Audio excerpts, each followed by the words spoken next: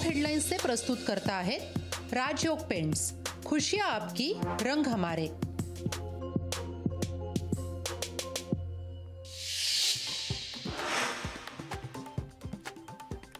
निखिल वाघेंवर हल्ला करणाऱ्यांची परेड का नाही? परेड घेण्याची नौटंकी बंद करावी, राऊतांचा सरकारवर हल्लाबोल। तर घटनेची सरकारने योग्य दखल घेतली नाही, शरद पवारांचं मत। ओबीसी संघटनेचं नेतृत्व भुजबळांनी करावं, वंचित बहुजन आघाडी त्यांना पूर्ण मदत करायला तयार, प्रकाश आंबेडकरांचं भुजबळांना आवाहन। भाजपच्या एकाधिकारशाहीला विरोध, घराणेशाहीपेक्षा एकाधिकारशाही घातक, उद्धव ठाकरेंचा भाजपवर हल्लाबोल।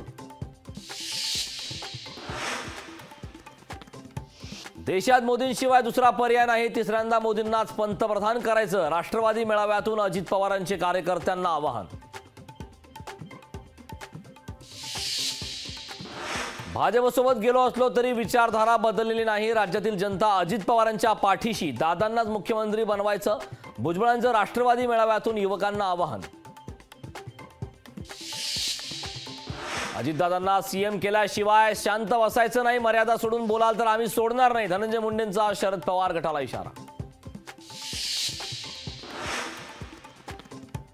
जरा कळ सोसा, सारखं मुख्यमंत्री मुख्यमंत्री करू नका, महायुतीच्या उमेदवारांना भरघोस मतांनी निवडून द्या, अजित पवारांचं नेत्यांना आवाहन। 2024च्या लोकसभेनंतर मोदी पंतप्रधान नसतील हीच ठाकरे गॅरंटी, भाजप 220चा आकडाही पार करू शकणार नाही, खासदार संजय राऊतांची टीका। मुख्यमंत्री गृहमंत्र्यांना राज्य सांभाळणं कठीण, राज्यातील गुंडगिरी विरोधात आवाज उठवणार, संजय राऊतांची शिंदे फडणवीसांवर जोरदार टीका।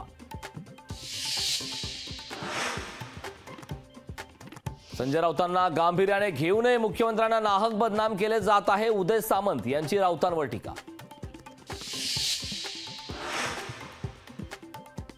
संजय राऊतांच्या बोलण्याला आम्ही गांभीर्याने घेत नाही, राऊत बिनबुडाचे आरोप करतात, शंभूराज देसाईंचा राऊतांवर हल्लाबोल। चिन्ह आणि पक्षाबद्दलचा निर्णय आश्चर्यकारक, मात्र सुप्रीम कोर्ट योग्य तो निकाल देईल, शरद पवार यांची प्रतिक्रिया। मराठा आरक्षणासाठी 16 ते 18 फेब्रुवारी दरम्यान विशेष अधिवेशन होण्याची शक्यता, राज्य सरकारकडून विशेष अधिवेशनाची तयारी सुरू।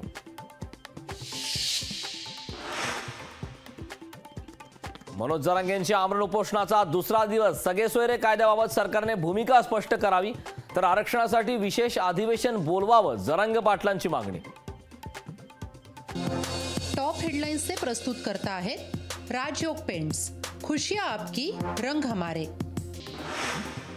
तृणमूल काँग्रेसकडून राज्यसभेसाठी 4 उमेदवार जाहीर, तृणमूल काँग्रेसची ट्विट करत माहिती।